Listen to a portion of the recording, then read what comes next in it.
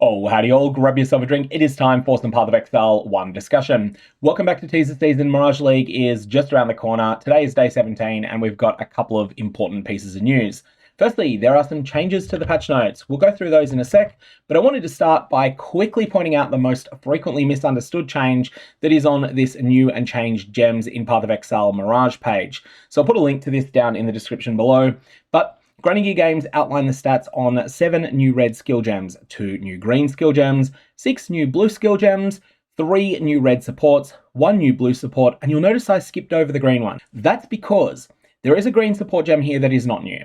This green support gem is a renamed existing gem. You may be familiar with greater multiple projectile support. You may have used it a lot at endgame. You may also have used a lesser multiple projectile support as something that just gets you through the campaign until you're able to get your hands on greater multiple projectile support a bit later on. Well, multiple projectile support is the new name for the gem formerly known as lesser multiple projectile support. It has the same stats. You can continue to use this if you want. It's not buffed, it's not nerfed, it's not changed in any way except for the name. Or alternately, if you would prefer, you can use greater multiple projectile support. Fun fact, most of you are going to prefer greater multiple projectile support. It's pretty uncommon that builds want the OG one, but if you do, these are the stats on it after the changes. This is not a new gem. This is just a renaming of an existing one. Okay, so let's talk about the patch note changes. Firstly, we have Vaal Breach. So Vaal Breach has been in a weird state for a while. Vaal Breach is something that allows you to spawn an enormously large number of monsters on queue, but it also has a bunch of limitations, and those monsters don't drop loot and they don't provide XP. Well, Vaal Breach is being turned off. Completely and utterly turned off. It will not exist in the Mirage League, but on top of not existing in the Mirage League, if you own one in Standard, it's also not going to work there. However, this is a temporary thing. This is being done just until they can finish a little bit of work behind the scenes. At that point, it'll be re-enabled with new breach effects and new breach monsters. This will be at a future patch, date to be confirmed, but you're not going to be able to get this in the Mirage League at all, and you're not going to be able to use existing ones in Standard until that point. Additionally, just to make sure that none of them do get created in the Mirage League, the Divination card, the Emptiness, is being turned off briefly. Again, this will be re-enabled at a later date, but that later date is not today. Next up, we have something that relates to the Perpetual Achievements. So we have League Challenges. This is the 40 out of 40 challenges that you can go for if you want. And on top of this, there are Perpetual Achievements. These are things that attract forever on your account. The Gladiator Achievement is one of these Perpetual Achievements. Most of the player base consider the League Challenges to be the more significant of the two, but if you're somewhat of a completionist and you want to go for the achievements, the rules on the Gladiator Achievement have become more lenient. You can full clear a pit map, and that will qualify for that now. Next, we have something important. The maps that were formerly known as Tier 17 maps are now becoming reworked as Nightmare maps. Nightmare maps are a substantially nerfed version of Tier 17s, and one major change that hasn't previously been announced, it's kind of been hinted at, but it's now officially announced. Grinding Gear Games are reducing the number of monsters that are found in Nightmare maps so that they are no longer greatly more dense than regular maps that have a high number of monsters. So you may notice that regular maps have quite a bit of variety in terms of the number of monster packs in them. Some maps like Strand feel a bit more empty, particularly Atoll actually in my experience feels the emptiest of the lot, or Plateau, they feel really, really sparse. On the flip side, some regular maps like Cells, they're absolutely stacked with monsters. Desert Spring, I believe, has the highest number of monsters of any map in the game. Well, Nightmare maps are probably going to be close to Desert Spring, close to Cells, maybe a little bit more, but they're no longer going to completely eclipse them, which means that this is a further nerf to the loot that's available in the maps formerly known as Tier 17 maps. After this, there are a number of changes to the Valdo puzzle box and Voidborn Reliquary. There are new items that are going to be available in both, and some of these will make things better, some of them will make things worse. We shall find out which is which over time. Now this one's interesting. Monsters in Path of Exile tend to do varied amounts of damage with their strikes. For instance, a monster that was intended to deal 1,000 damage with a hit, it generally won't do 1,000 damage. It will typically pick a number uniformly at random from 800 to 1,200. And what this means is that if you've got damage that you suffer as a player is unlucky, this means that there's some genuine benefit to that stat. Additionally, it just means there's a bit more unpredictability in terms of how much damage you'll take. Not every monster is plus minus 20%, some have other ranges as well, Vruun, Marshal of Zesht, apparently had a bug, whereby Vruun was not getting any variance at all. He just did a flat amount of damage on each swing, and that is being fixed. Fixed a bug where the reservation multiplier from Arrogance Support was not applying to Warcries supported by Autoexertion. RIP. That was clearly not intended, and it is being fixed now. That is something that is going to affect people who are planning to play slams this league, so definitely be aware of that. That bug is now fixed, and it will now do what the gem says it should do. Voidstones. There's a lot of complexity to Voidstones, what they're going to do now. So let's just quickly go through this. Voidstones are tied to particular quadrants of the Atlas, and when you're mapping inside that quadrant, a socketed Voidstone will lock you out of using maps that are 1 to 15 in there. You're not going to be able to use them anymore. You have to use a tier 16 map item. However, in exchange for this, maps that drop in that quadrant are going to be a tier higher. And then after that is applied, tier 15 and lower maps that you find, they get converted to gold instead. So this is going to mean that everything that would have been a tier 15 or 16 without the Voidstone socketed, that's going to drop as a tier 16. Everything that would have been 14 and down is going to be gold instead. This is a change to the way that things have worked in the past with the so-called map equity system. And what I think this will mean is twofold. Firstly, you won't get some of the esoteric sources of map drops dropping a whole bunch of low tier maps. That was something that did happen occasionally in high tier maps in the previous system. Even when you had 4 Voidstones socketed, sometimes you'd kill a monster and it would drop like a tier 4, a tier 7, a tier 12, a tier 14, a 15, and 3 16s. Well, now instead you would just get the 4 16s and the other ones would all be turned into gold. That's the new system with what Voidstones are going to do. Also, each Voidstone now also comes with a special bonus that affects all maps on the Atlas, whether it's in their quadrant or not, as well as granting the ability for Nightmare maps to drop. Finally, GGG have codified the changes that were mentioned to Elemental Hit. Elemental Hit and Cryogenesis, the new notable found on the Breachlord bloodline, these are not going to synergize with each other anymore. This is something we discussed briefly last night. Essentially, this means that the thing that was going to allow Elemental Hit to deal 3 times the intended damage, that interaction is gone. And we're no longer going to see a situation where the best build in the league was going to be a name-lock melee skill that a lot of people don't enjoy playing. Additionally, if you are a Ruthless enjoyer, Torah in Intervention is getting changed.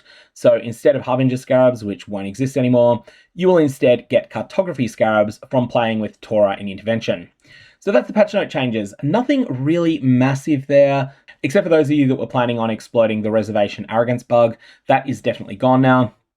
Vaal Breach, we know the future of this gem. It has a future, but that future is not going to be a day 1 of the Mirage League. All right, now what we're going to do is we're going to work through all of the new gems. There's a lot to discuss here. There's a lot of gems that are being added. And of course, we're going to start from the top with Divine Blast. Divine Blast is a fairly complex skill gem that when you're first reading it, it looks trashed here. However, it's possibly a little bit better than this. The difficulty to it is that it's got a long delay before it does its big hit of damage. So this is a skill that strikes twice. It strikes once, hitting 120 centimeter radius. Then it strikes a second time 1.5 seconds later, hitting a 2.6 meter radius, so much larger radius. That second hit does a lot more damage.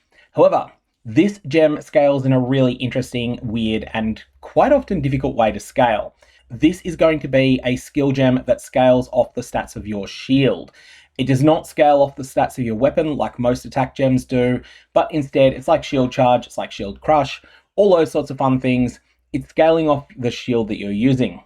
Additionally, it is 50% converted from physical into fire. This is a kind of awkward setup because you're going to want to get this up to 100%. Now, when it comes to finishing off the conversion of a skill gem, firstly, the option of not finishing off the conversion is a pretty bad choice, and I never recommend it. The reason for that is that when it comes to scaling damage, there's a bit of a fork in the road. Do you go with elemental damage with attack support, or do you instead go with brutality support? You can't do both. One of these is going to be better than the other. And once you've got 50% conversion already, going to 100% and then being able to use elemental damage with attack support is an absolute godsend. Being less than 100% is really painful for another reason as well. And that is that physical reflect maps become pretty much unrunnable. So a lot of things to think about there.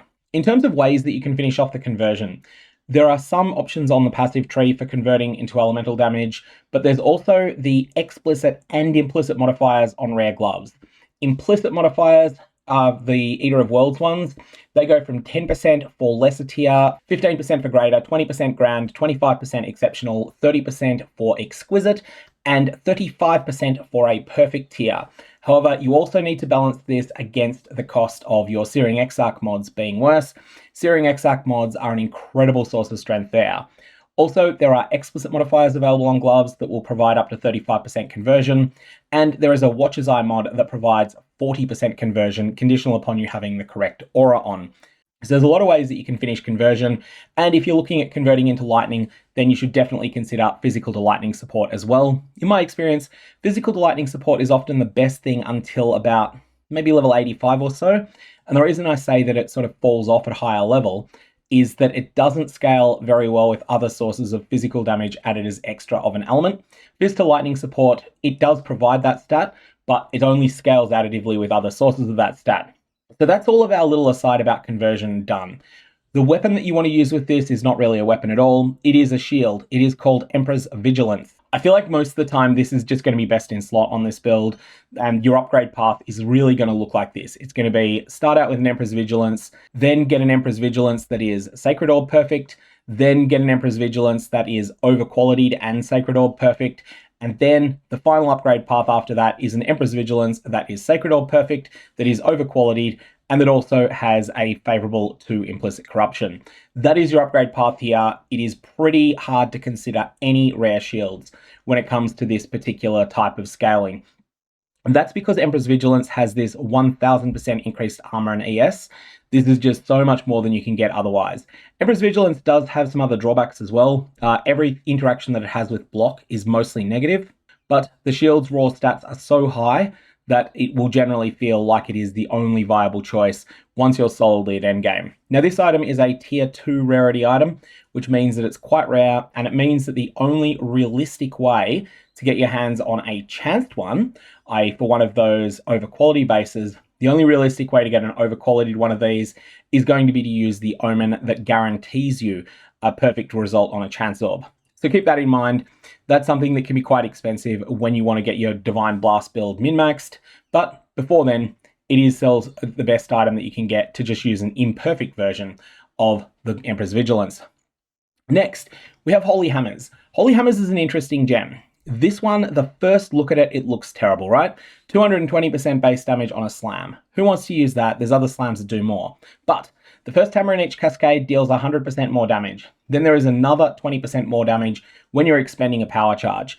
So suddenly you're looking at 440% before the power charge, and when you feed it a power charge, 528% damage. That's looking a little bit more appealing, but still not quite there yet. But on top of that, you can also multi-hit with this. This is the sort of gem that's at its best when an enemy is the right distance in front of you, or even if you want to go full meme in conjunction with knockback effects.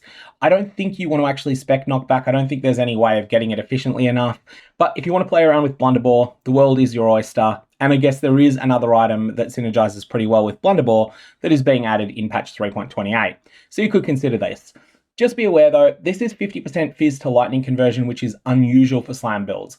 Existing slam builds don't want this skill. This is something that's entirely new, but it's something you could experiment with if you're keen. Holy Strike is next. Now, there are two different interpretations of this, and I've got to point this out because one interpretation, this is the most broken skill that Grinding Gear Games have announced since the original announcement of Kinetic Rain at the beginning of patch 3.27. So Grinding Gear Games never actually released this to the live servers, but they did some testing, and the skill Kinetic Rain was completely and utterly broken beyond belief. The version that went to the live servers was derided as unplayable, but it was actually genuinely mediocre. It wasn't terrible, it wasn't amazing, it was just good enough. However, the original version was like triple the damage or something along those lines. Now, Holy Strike, the way that some people are reading this, I'm not saying they're right, this is just one of the readings that people have. It's a strike, 100% attack speed, 392% damage, and on top of this, it then summons additional minions, according to the mechanics that were shown in the Grinding Gear Games teaser video, and each of those makes an attack at 392% effectiveness of added damage, except they also get 168% more damage on top of that, and these minions attack at the same rate that you do. So if this were correct, each of your minions would be doing approximately 10 times your weapon's base damage, and you'd have 3 of them. So your entire kit would be doing something like 36 times the base damage of the default attack, which is just off the charts better than anything else in the game. However, there is another interpretation people have, and I think this is more likely to be right based upon just how high these numbers are.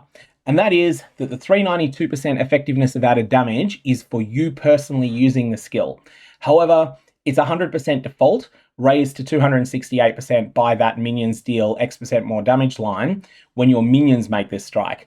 Now this is a namelock melee strike, so it's going to be one of those clunky playstyles, but once you start going, it's probably going to get rolling. Anyways, again, this is partially converted from physical to lightning.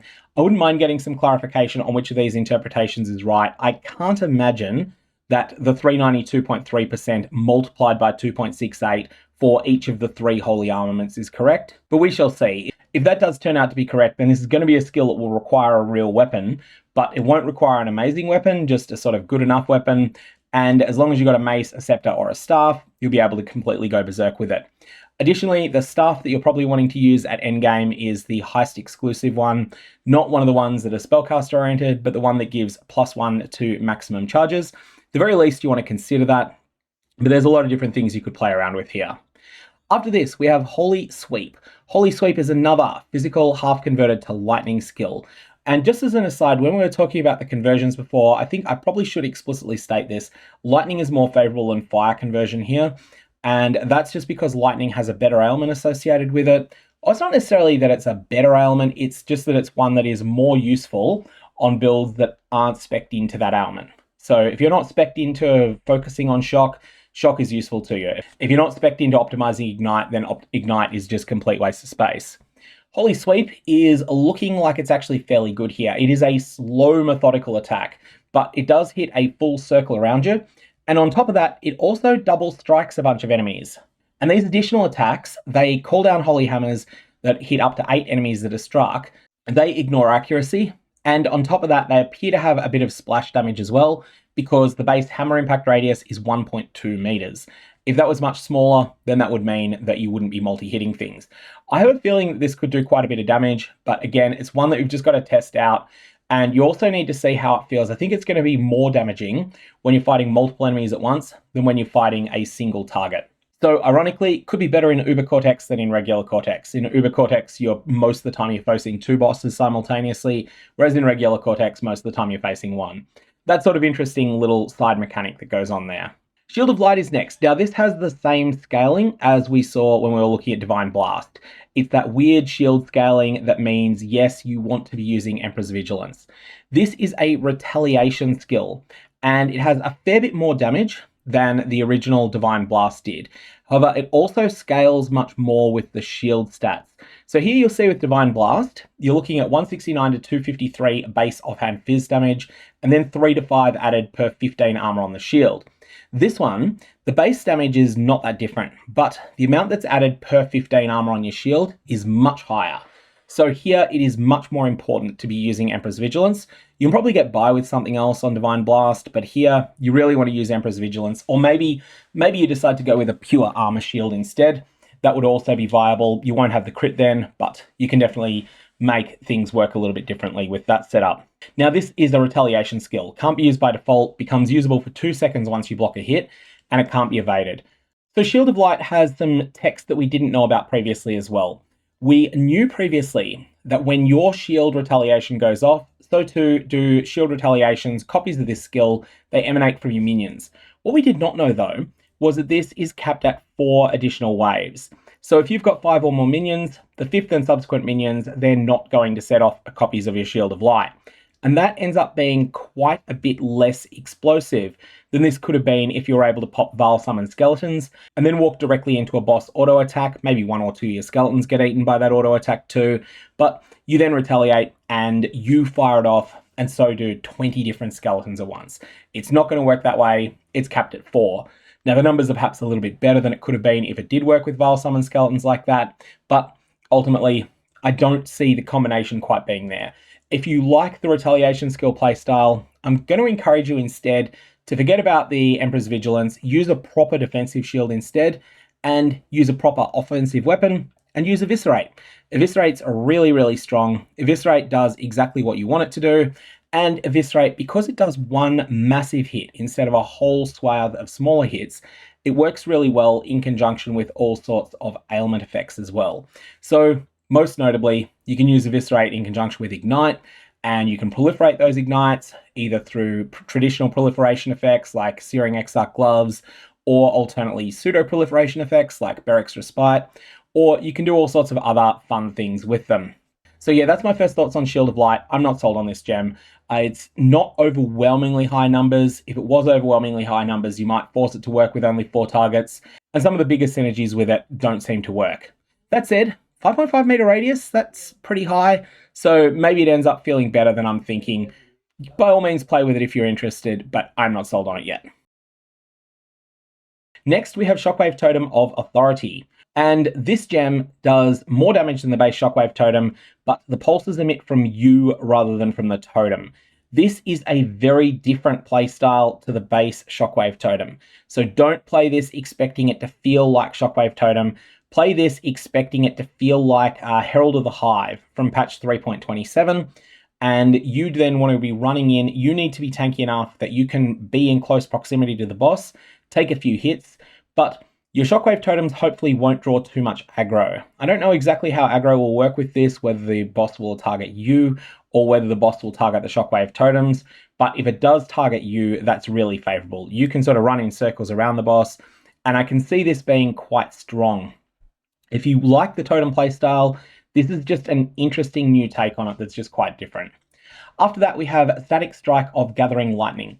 346% base attack damage is looking all right here. But the interesting thing here is that when you strike an enemy, so you need to strike an enemy first just with a normal attack. But once you do this, you're then able to gain a Gathering Lightning, which is just a buff that builds up on your character.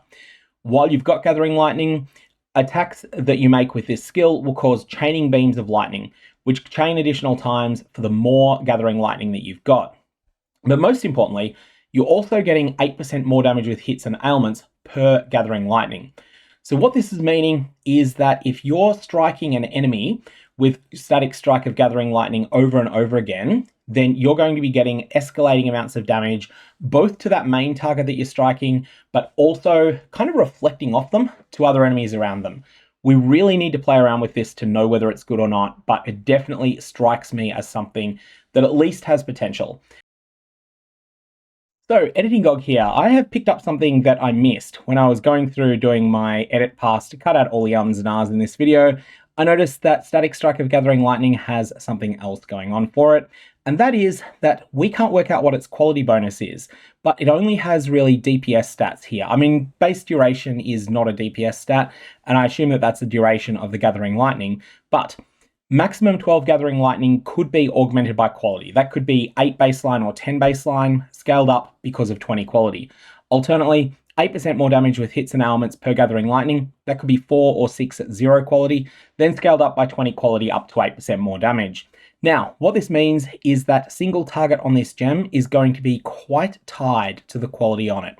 So that's something that's important to keep in mind. Most of the time, quality bonuses on gems aren't a big factor when it comes to single target damage, but here it might just be. I want you to keep this one in mind if you're thinking of league starting this. Not only do you need to get the right transfigured gem at the start of the league, but you probably also need to get 20 quality. That's going to be really important. And then on top of that, you also need to go through all of the borrowed power systems in this league, whereby you can try and imbue it with an additional support gem as well. There's a lot to chase down on this gem. That's something that may or may not be a good thing, depending upon your personal preferences. This definitely feels like the numbers are in a good place because you're looking at what, 346% of base damage. Eventually, once you scale it up, 1.96 times that amount of damage because of that 8% more damage with hits and ailments. So you're looking at just under 700% of base damage. That's quite a lot to do at 100% speed strike. And on top of that, you are damaging other enemies around it. This is going to be at its absolute best when you're fighting a pack of monsters where one monster is by far the toughest. So if you had a rogue exile that was standing around a whole bunch of just rare monsters, that's the sort of environment where Static Strike of Gathering Lightning would probably be at its best. After this, we jump down to the green gems, and we're going to start with Charge Dash of Projection, and here I am not going to attempt to project any sort of knowledge about how good this is going to be because I have never played with Charge Dash, and as a result, I just don't really have the right feel for whether this is any good or not. The numbers on this are really hard to parse, but the key difference here is that Charge Dash is a movement skill that deals damage to enemies on the way. Charge Dash of Projection is an astral projection. You stay where you are and you deal damage to enemies that are on the way. It's a very complex skill, it's a very messy skill. By all means, play around with this and have fun. I certainly won't be playing around with it because I wouldn't have fun with it. And then we have Flamethrower, Trap of Stability, and again, unfortunately, I'm going to have to say insufficient information to really say much about this. The first thing I want to point out is that most of the cooldown traps that are just baseline cooldown traps, not the special ones that come from the Transfigured gems, most of them have a very long cooldown time. Flamethrower, Trap of Stability does not have a long cooldown time. This is something that you can burst out often. You are still limited. You can only save up 3 uses of it. And so that means that it is a big methodical action to place this down, but you will be able to do that again quickly. Contrast to something like Seismic Trap or Lightning Spire Trap, or especially Lightning Spire Trap of Overloading, where it's quite some time between uses of it. So, short cooldown time. Otherwise, though, I don't have any sense as to how well this projects damage and how many times it can hit the same area, and as a result, not really in a position to judge these numbers at all. The numbers look terrible, but that's often the case with skills that can hit multiple times on the same target, so I'm just not convinced that these numbers are necessarily terrible, just that they don't leave a very good first impression. Alright, now we're looking at the blue gems, and the blue gems start with one that we had no idea was coming. This was not teased in the Mirage original livestream from Grinding Gear Games, nor has it been mentioned before at all. Creeping Frost of Floes. Now, this fires a single icy projectile, bursts on impact or when reaching the targeted area, dealing area damage and creating a chilling area that deals cold damage over time. This area will creep rapidly across the ground towards nearby enemies until its duration expires. And ultimately, the chilling areas have 140% increased movement speed. I don't know how fast that is because I don't know what the baseline is. The initial hit damage on this is derisory. Absolutely and utterly derisory. You're using this if and only if you can get some real benefit out of the dot that it's doing. 5-second duration dot, 2669.1 base cold damage per second, and the very important line, modifiers of spell damage apply to this skill's damage over time effect. Note though that modifiers to number of projectiles do not apply to this skill, so don't use greater multiple projectile support or the newly renamed lesser multiple projectile support. Don't use that with it. Instead, you just want to deal only one projectile and hopefully it ends up being effective. Now, this has a 2.2 meter radius, the base secondary radius. I'm assuming that's the correct area there, which is modest. It's not massive, but it is actually meaningful. And I'm just curious to see how this feels in practice, kind of like a righteous fire that is divorced from you. So it's just off doing its own thing while you're running around. Got to see how it feels. This is a really hard skill to judge, and especially because 140% increased movement speed. Don't know whether the baseline on that is the player movement speed of 3.5 meters per second. In that case, it would actually be pretty fast, 8.4 meters per second. That's definitely zipping around the screen quickly, but that's only if that is the base movement speed, and we'll have to find that out through playing around with it. That said, definitely something to consider casting on your Wintertide brand builds or other sorts of cold dot builds. Okay, so the next skill we've got is Kinetic Fusillade of Detonation. Now, in order to understand this and how it differs from the base version, we need to go through some of the mechanics of the base version of this gem. The very important thing to remember with Kinetic Fusillade is there are 2 different ways to play it, one of which is popular, one of which is not. Let's start with the 2 mechanics for this. 2 conditions need to be met for this gem to fire. Firstly, the duration needs to have expired. Secondly, you need to have charges over your head. You gain charges over your head when you make an attack with this. However, that also resets the duration, which by default is 700 milliseconds. So then a 700 millisecond timer starts counting down. Once that 700 millisecond timer counts down to 0, then you'll fire off all of those charges that you've got. Now, the number of charges that you get is equal to the number of projectiles you would have fired. However, you can continue charging if you want, and what this will do is it'll reset that duration of 700 milliseconds, and you will then be able to build up more and more and more stacks over your head. So if you're only firing 2 projectiles at a time, you attack with Kinetic Fusillade once, and let's say that 300 milliseconds later you attack again, 300 milliseconds later you attack again. The first attack gives you 2 charges, the second attack 2 more, the third attack 2 more, you've got 6 charges over your head. You then decide, you know what, I'm not going to fire any off for the next 400 milliseconds, And once those 700 milliseconds since your last attack ends, then at that point, Kinetic Fusillade, all 6 projectiles fire off, and you get all of the really favorable projectile behaviors this skill has. +3 chains, and each time it hits an enemy, it explodes. Really, really good skill, but also the projectiles deal additional damage based upon the order they're fired off in the sequence. So the first one that's fired off does base damage. The second one, at 2020, it's going to deal 12% more damage. Then the next one is going to deal 24%, then 36%, 48%, 60%. We want to average that out. In the instance that you're firing off 6 projectiles, you're going to get 30% more damage. Because on average, they've got between 0 and 5 between them. It's an average of 2.5 that have gone before. So you're getting a total of 30% more damage there. What if you were to build up to a chain of 12 though? In that case, you'd be looking at getting 12% more damage per previous projectile fired in sequence. This is going to end up being 66% more damage. So that's the second way you can play this, is that you can fully charge it. You can go all the way up to 12. However, players have tested this. Players have tested how it feels. Players have tested all the other mechanics with it. And it is a very, very, very, very, very emphatic decision among the player base that you want to decrease the duration on this by any means necessary, including the use of throwing entire support gems at decreasing the duration.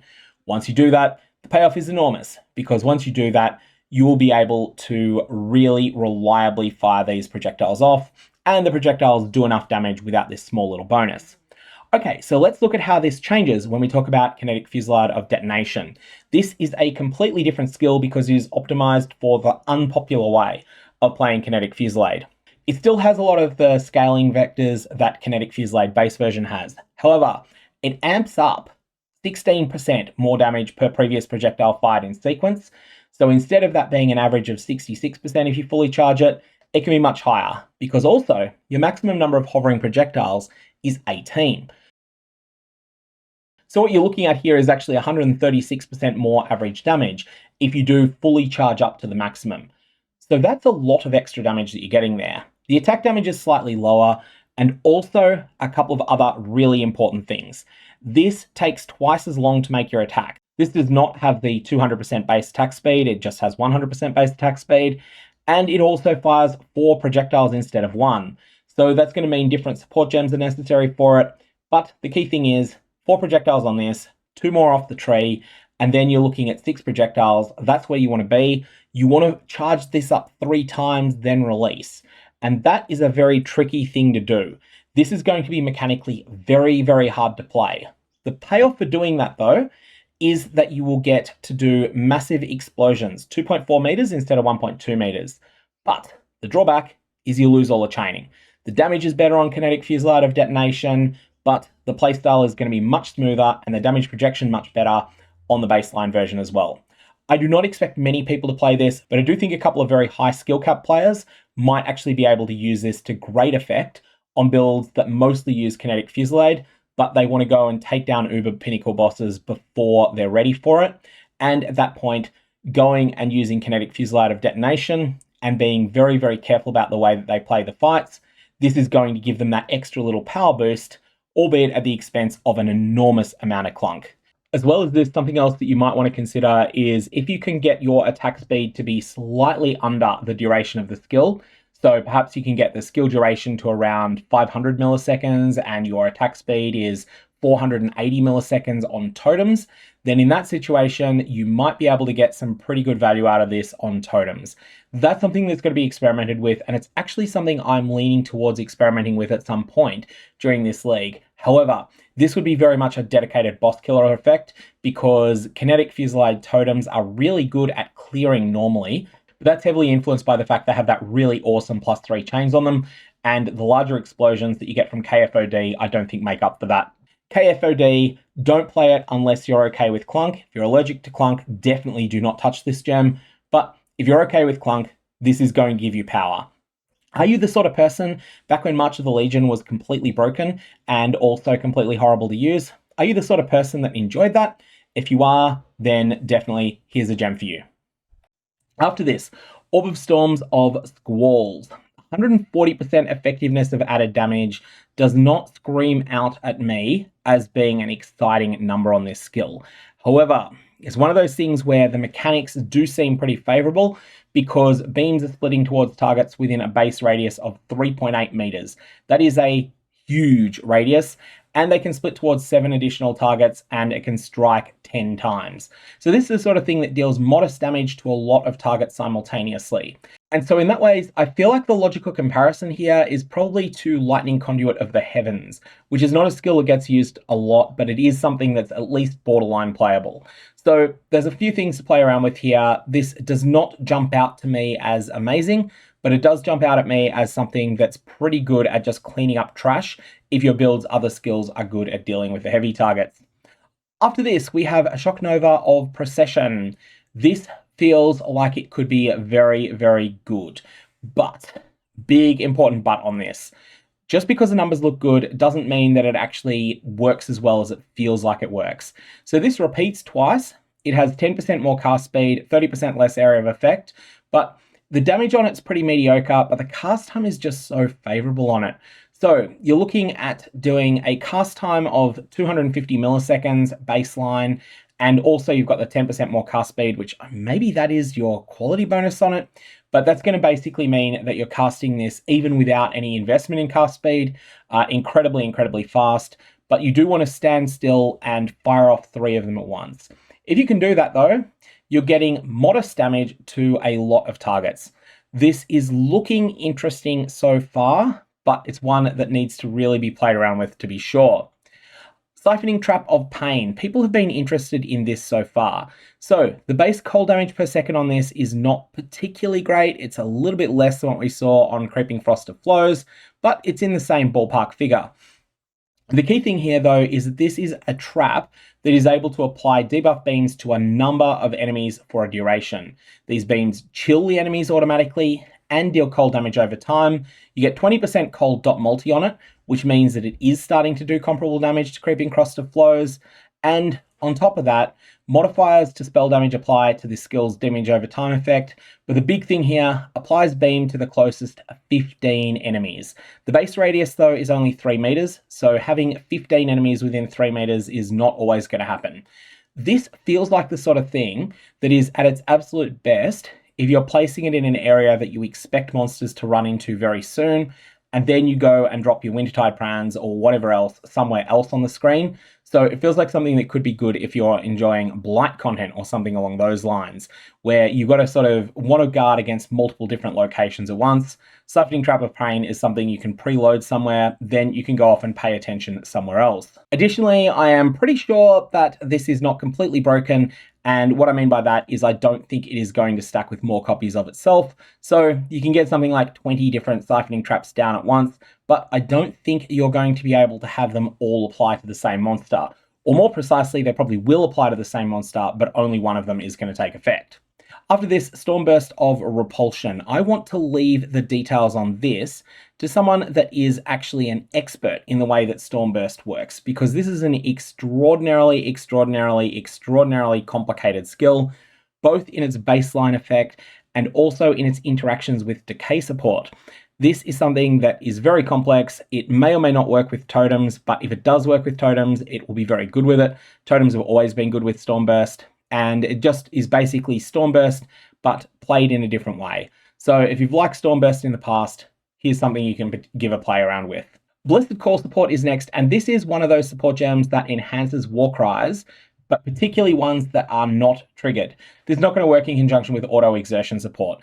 This is an alternative way to aid your war cries if you're not interested in using auto-exertion, or in particular, if you're interested in using one war cry to generate charges while the rest of them get auto-exerted. That's when I think I would use Blessed Call. Now, this makes the war cry less good as a war cry, but it does something pretty impressive as well. So 20% reduced CDR, that's a nasty thing to have on it. 40% less area of effect, that generally means that you'll scale up less power of monsters in the area. However, supported war cries create consecrated ground that lasts for 6 seconds. On top of that, the war cry itself is a little bit faster. I think this is pretty niche.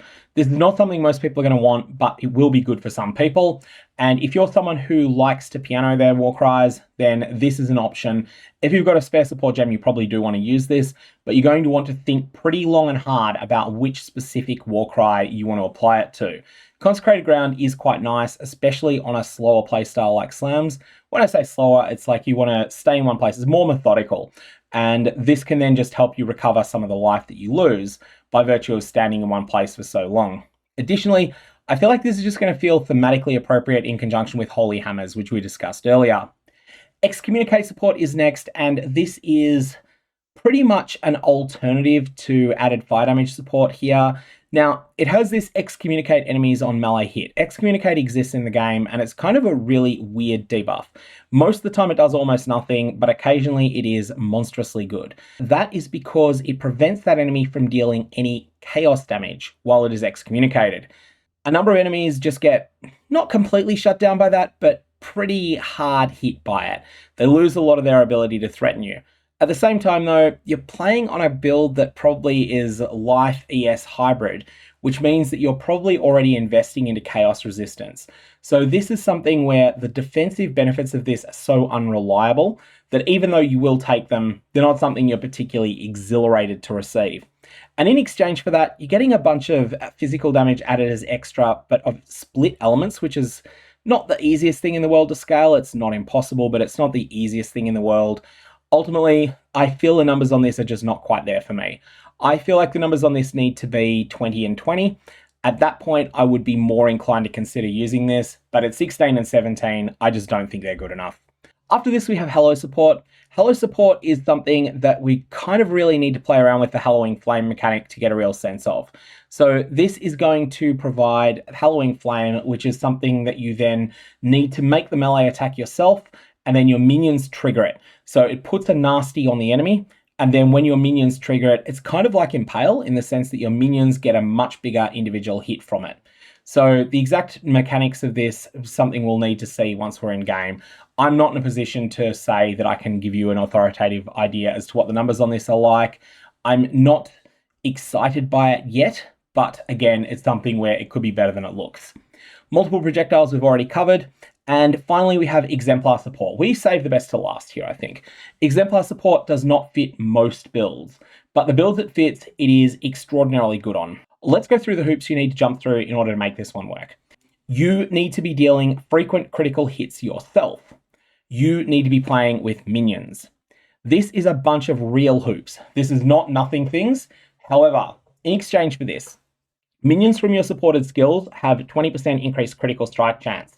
That, I think, is the quality bonus. Then the level 20 gem aspect is going to give you the following.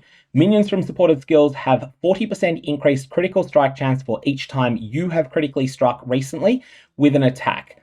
This is capped at 200%. So this can be a massive boost to the amount of critical strike chance your minions get. On top of this, your minions also get 20% critical strike multiplier for each time you've critically struck recently with an attack, up to 100%. So let's start with the best case scenario. The best case scenario, this is 200% increased critical strike chance for your minions, 100% increased crit multi for your minions. Both of these stats are pure gold for the right type of minion build. However, very important note, you need to be frequently critically striking for this to be working. So you need something like Lancing Steel or Spraying in order to be able to triggering this as frequently as you need to. That is something that's non-trivial to set up. If you do set it up, then this is a monstrously good payoff. This is one of those high setup, high reward payoffs. In that way, it's very much like Trinity support. Trinity support asks you to do something you would otherwise have no interest in doing, but when you do it, it pays you off extremely well. Exemplar is like that. This looks really good, but it's also something that might not find a home. Ultimately, the question is, are the packages that you can put together with Exemplar support and all the changes that are necessary to get them in there, are they better or worse than the packages that were already optimized in the past? My gut feeling is that Exemplar's numbers are good enough that someone will crack this and someone will make something really good out of it. That said, this is not going to be easy to get working, and I don't think this is something to league start with. This is something to play around with in week 3, once all the theory crafting's been done around it. Okay, so that is all of the new and changed gems that have been added in Path of Exile Mirage. On top of that, there are a whole bunch of exceptional supports coming. Some of these are going to get teased, most of them are not. Now, exceptional supports are very, very, very heavily tied to the lineage support gem system that exists in Path of Exile 2. Many of those lineage supports have a drop rate of 5%. That's been what's been observed by players. So it's reasonable to speculate, but definitely not proven to be right. And we might be looking at 5% drop rates on a bunch of these. However, reasonable to speculate is not the same as actually proven to be true. So we'll see what Grinding Gear Games have decided. I want to leave it there. May your Vaal orbs have interesting results, and your gem imbues, may they end up enhancing some of these new gems in interesting, unexpected, and hilarious ways.